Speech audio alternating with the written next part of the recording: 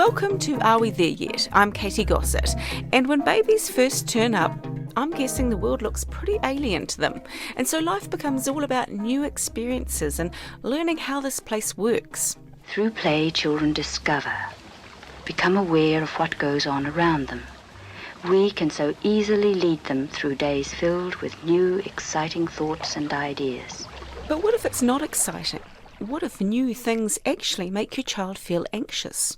It's quite a crippling thing, and I don't know if a lot of people realise how crippling it can be, the anxiety. It's really holding her back in quite a lot of things, actually. My older son had, not extreme, but moderately difficult anxiety.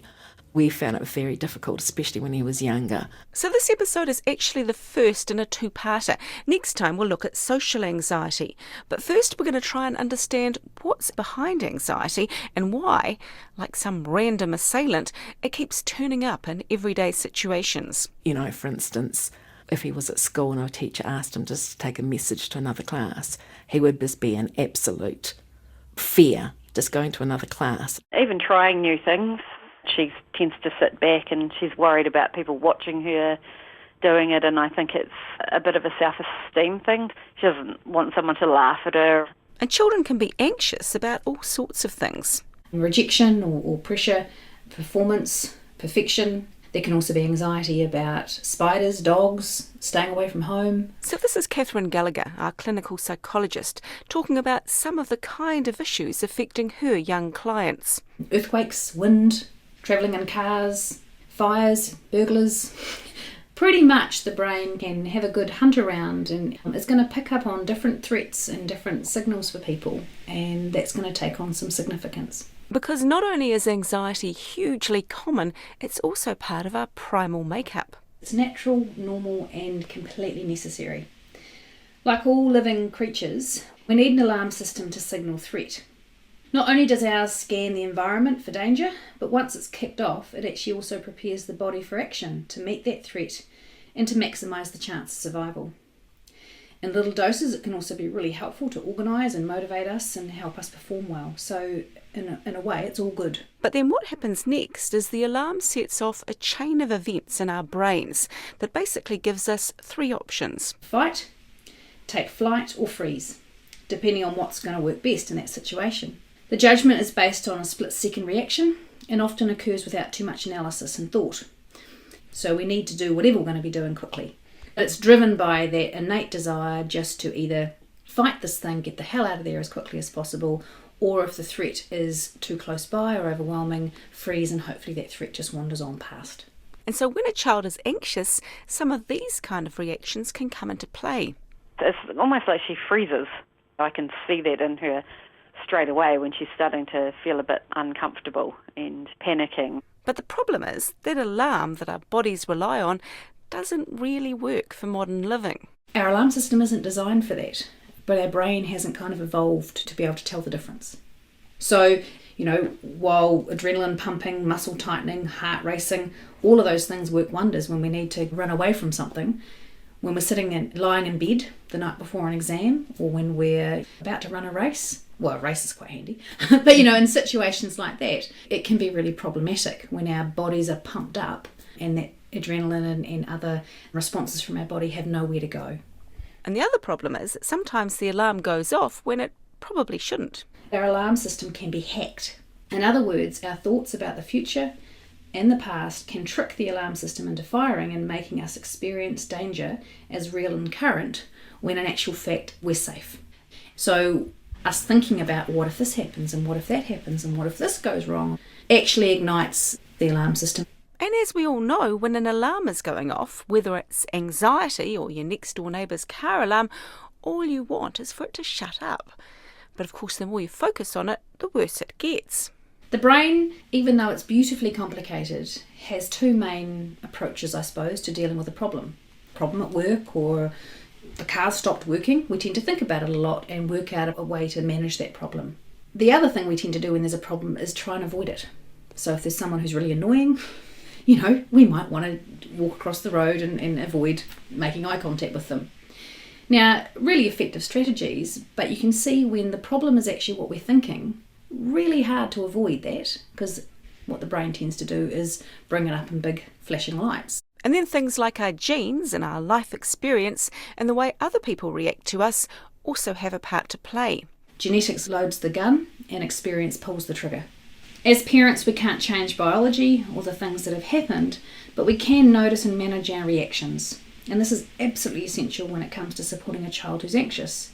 We need to help them work out what is actually dangerous versus what their brain might be telling them is dangerous, or how their brain is tricking them. So how do we go about that? One of the great things that for my son really worked was having a worrying time. So when you're thinking about something and you realise that you're worrying or anxious about it, you can worry about it in your worrying time. So he had a wee alarm on his watch, and the rest of the day if it came in, he could just let it go and say, okay, I'll worry about it in my worrying time. And by the time he got to his worrying time, most of the time he said, I'm not worried right now. And so it wouldn't be necessary. If she comes to me and she's really, really upset, I have to try really hard just to talk very, very calmly to her. And I notice after 5-10 minutes she starts kind of breathing better and she calms down. Of course, as a parent, there's always that instinct to want to protect your child and make things easier for them. Because I know her so well, I can see when it's happening and I want to step in and protect her. And I know sometimes I need to step back and try and let her deal with it. And that might actually help your child to cope better. Catherine Gallagher says if you encourage your children to confront their anxiety, you're not hurting them. Instead, she says it's a bit like when she got her children immunised. Certainly there was distress attached as a parent because, the child wasn't necessarily high-fiving me saying, thanks for that, mum, love the jab. But I made that decision based on the fact that I wanted my child to be well in the future. That's what this is about. It's about saying sometimes as parents we have to do something that can feel distressing or sit with our child and help them tolerate distress in the short term because that's about building up their confidence and skills to be able to manage things long term. So you can teach your child all of the anxiety management strategies under the sun, but unless they have to use them, they won't.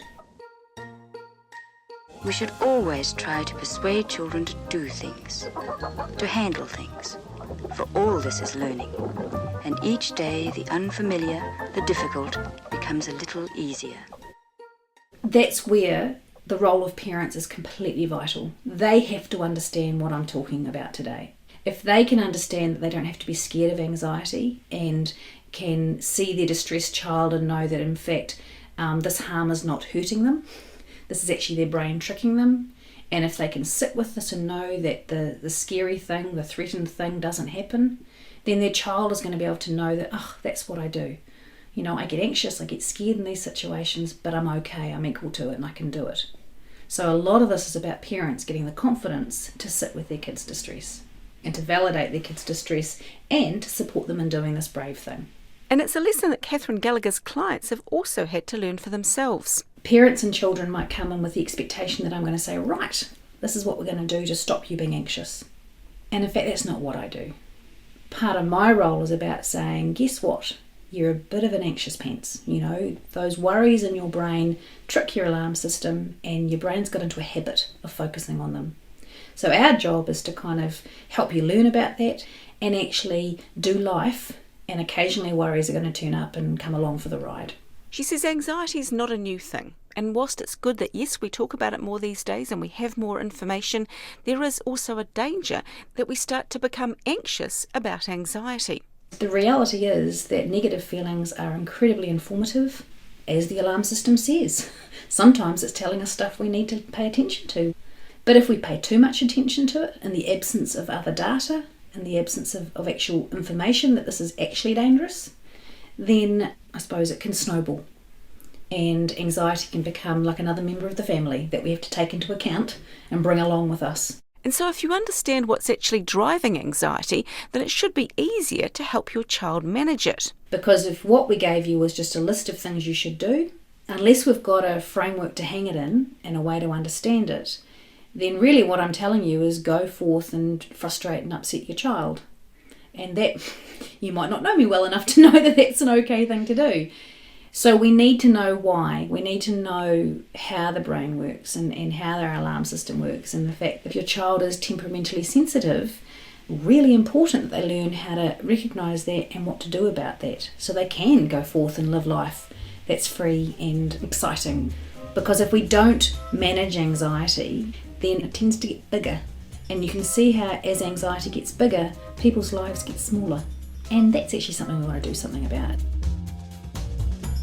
And that's us. This podcast was presented and produced by me, Katy Gosset. Adam McCauley does the music, and Tim Watkin is our executive producer. The lovely historical audio comes from Ngā Taonga Sound and Vision in Archives New Zealand. Now, if you enjoyed the show, you can find this and other episodes on the podcast page at rnz.co.nz. Or head over to Apple Podcasts. You can subscribe there. And while you're at it, check out some other RNZ podcasts like ours, which takes a journey through some of the special items held at Te Papa. Also, don't forget to listen to our next episode, which is actually a follow-up from today. So we've talked about anxiety becoming like a member of your family. Well, next time I'll look at anxiety's annoying little sister, otherwise known as social anxiety.